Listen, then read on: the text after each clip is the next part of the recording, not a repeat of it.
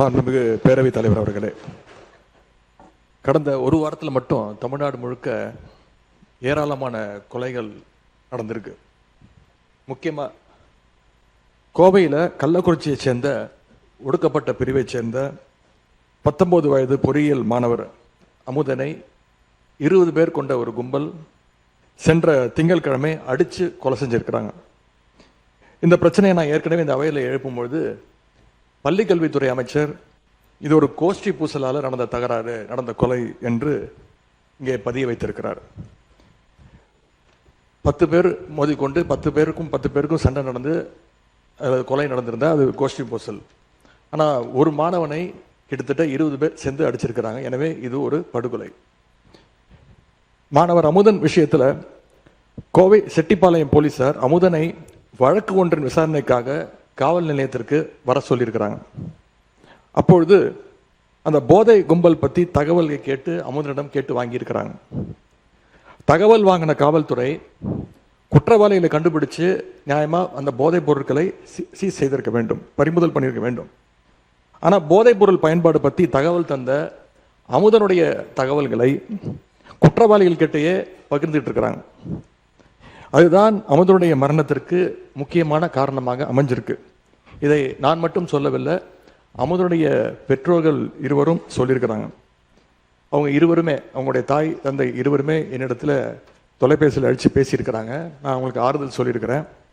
அப்படி அவங்க பேசுகிறப்போ போதைப்பொருள் கும்பல் பற்றி காவல்துறையிடம் தகவல் கொடுத்ததால் தான் அமுதன் கொலை செய்யப்பட்டதாக அவங்க உறுதியாக நம்புகிறாங்க. அதைத்தான் என்னிடம் சொல்லியிருக்கிறாங்க.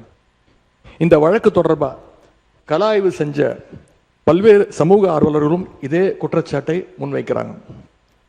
இந்த சம்பவத்திற்கு நீதி கிடைக்கணும்னு நேற்றைய தினம் எங்களுடைய கழக தலைவருடைய உத்தரவின்படி ஒருங்கிணைந்த கள்ளக்குறிச்சி மாவட்ட கழகம் சார்பாக கிட்டத்தட்ட 10,000 பேர் பங்கு கொண்ட ஒரு மாபெரும் கண்டன ஆர்ப்பாட்டத்தை கள்ளக்குறிச்சி நகரத்தில் நடத்தியிருக்கின்றோம். இந்த கொலையை ஏதோ ஒரு தனிப்பட்ட சம்பவமாக அல்லது கோஷ்டி பூசலாகவோ நாம் கடந்து போய்விட முடியாது. அரசின் அலட்சியத்தால், காவல்துறையுடைய பொறுப்பற்ற போக்கால தான் இந்த கொலை நடந்திருக்கு என்பதுதான் குற்றச்சாட்டு. மாணவர் அமுதன் கொலையில் சம்பந்தப்பட்டவங்களுக்கு கடுமையான தண்டனையை நாம் வாங்கி கொடுக்க வேண்டும்.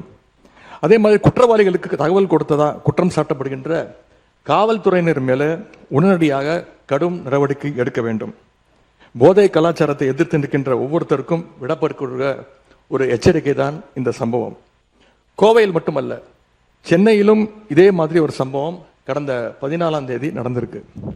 சென்னை திருவொற்றியூரில் அரசு பள்ளியில் +2 படிச்சுட்டு இருந்த மாணவனோட பெயர் தனுஷ். அவர் போதை கும்பலை தட்டி கேட்டிருக்காரு. அதற்காக பட்டப்பகல்ல சுமார் 30 பேர் கொண்ட ஒரு கும்பல் தனுஷ் அவர்களை அடிச்சே கொலை பண்ணியிருக்கிறாங்க. இந்த அரசு போதைப் பொருள் தடுப்பு படையை உருவாக்கி இருக்கோம்னு சொல்லிடுறீங்க. அதை சொல்லி பல கோடி ரூபாயில விளம்பரம்லாம் பண்ணியிருக்கிறீங்க. ஆனால் களத்தில் நடக்கிறதை பார்த்தா இன்னைக்கு வேற மாதிரி இருக்கு. உதாரணமாக சில நாட்களில் மட்டும் நடந்த குற்ற சம்பவங்களை இங்கே அவையில் பதிய வைக்க விரும்புகின்றேன். நேற்று இரவு காஞ்சிபுரம் அருகே படுநெல்லி கிராமத்தில் கோவில் திருவிழாவின் போது போதை கும்பலுடைய அட்டகாசத்தை கேள்வி கேட்ட சந்துரு, விக்கி அப்படிங்கிற 2 இளைஞர்களை அந்த கும்பல் வெட்டி கொலை பண்ணியிருக்கு. ஆகஸ்ட் 11ஆம் தேதி அன்னைக்கு திருப்பூர் மாவட்டம் பல்லடத்தில் தனலட்சுமி, பூவரசி அப்படிங்கிற தாய் மகளை இரட்டை கொலை பண்ணியிருக்கிறாங்க. ஆகஸ்ட் 12ஆம் தேதி சென்னை அம்பத்தூரில் ஆட்டோவில் வச்சு வைதேகி அப்படிங்கிற ஒரு இளம்பெண்ணை கழுத்தறுத்து கொடூரமாக கொலை பண்ணியிருக்கிறாங்க.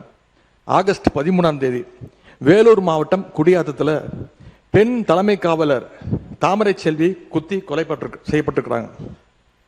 ஆகஸ்ட் 14ஆம் தேதி கோவை மாவட்டம் பாப்பநாயக்கன் பாளையத்தில் ஒரு வயதான பெண்மணி உறுப்பினர் கவன ஈர்ப்பு தீர்மானத்தில் நீங்கள் கொடுத்திருக்கிற அந்த பொருள் பற்றி மட்டும் நீங்கள் விளக்குவதில் நியாயம் இருக்கிறது. நாடு முழுவதும் நடந்த மற்ற சம்பவங்களை பற்றி பேசுவதற்கான நேரம் இது அல்ல.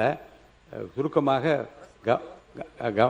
கவன ஈர்ப்பு தீர்மானத்தை ஒட்டிய பிரச்சனை மட்டும் நீங்கள் பேசலாம். அரசுடைய கவனத்துக்கு கொண்டு வர இதெல்லாம் ஒரு வாரத்தில் நடந்தது. நீங்கள் சென்ற வாரமே டைம் கொடுத்துருந்தீங்கன்னா இதெல்லாம் சொல்ல வேண்டிய அவசியம் ஏற்பட்டிருக்காது. இதே நாளில் திருவள்ளூர் மாவட்டம் கும்மிடிப்பூண்டி சானாபுத்தூர் கிராமத்தைச் சேர்ந்த ரஞ்சன் அப்படிங்கிற இளைஞரும் கொலை செய்யப்பட்டிருக்கிறார். இப்படி கொலைகள் மட்டுமல்ல, பாலியல் வன்கொடுமை சம்பவங்களும் எக்கச்சக்கமா சென்ற ஒரு வாரத்தில் மட்டும் நடந்திருக்கு. கிருஷ்ணகிரி மாவட்டத்தில் 9 வயது சிறுமி ஸ்கூல் முடிஞ்சு வீட்டுக்கு போயிட்டு இருந்தப்போ வழியில கடத்தப்பட்டு பாலியல் வன்கொடுமைக்கு ஆளாக்கப்பட்டிருக்கிறாங்க.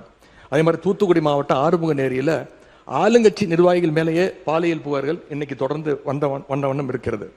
அந்த மாவட்டத்தில் ஆளுங்கட்சி நிர்வாகிகள் மேல வர்ற 2வது பாலியல் குற்றச்சாட்டு இது. ராணிப்பேட்டையில் ஆளுங்கட்சியினுடைய மாவட்ட செயலாளர் திரு விஜய் மோகன் மேல ஒரு பெண் பாலியல் குற்றச்சாட்டு சொல்லியிருக்கிறாங்க. 100 நாள் சாதனைன்னு இந்த அரசு பெருமை பேசுற இதே நேரத்தில் தமிழ்நாட்டில் சட்டம் ஒழுங்கு இந்த 100 நாளில் எந்த அளவுக்கு மோசமாக இருக்கு அப்படிங்கிறதும் இந்த சம்பவங்களே சாட்சி.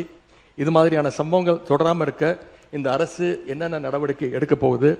மிக முக்கியமாக பள்ளி கல்லூரிகளில் வன்முறைக்கு எதிராகவும் ஒழுக்கத்தை வளர்த்தெடுக்கவும் கவுன்சிலிங் வகுப்புகளை நடத்த வேண்டும்னு இந்த அரசை கேட்டுக்கொள்கின்றோம். போதைக்கு எதிரான தொடர் விழிப்புணர்வை ஏற்படுத்தணும். மிக முக்கியமாக சட்டம் ஒழுங்கு பிரச்சனையை கட்டுக்குள் கொண்டு வர இந்த அரசு உறுதியான நடவடிக்கை எடுக்க வேண்டும் என்று எங்களுடைய சார்பாக நான் கேட்டுக்கொள்கிறேன். காவல்துறை மானிய கோரிக்கைகளை பேச வேண்டிய அத்தனை செய்திகள் இப்போதே பேசிவிட்டீர்கள்.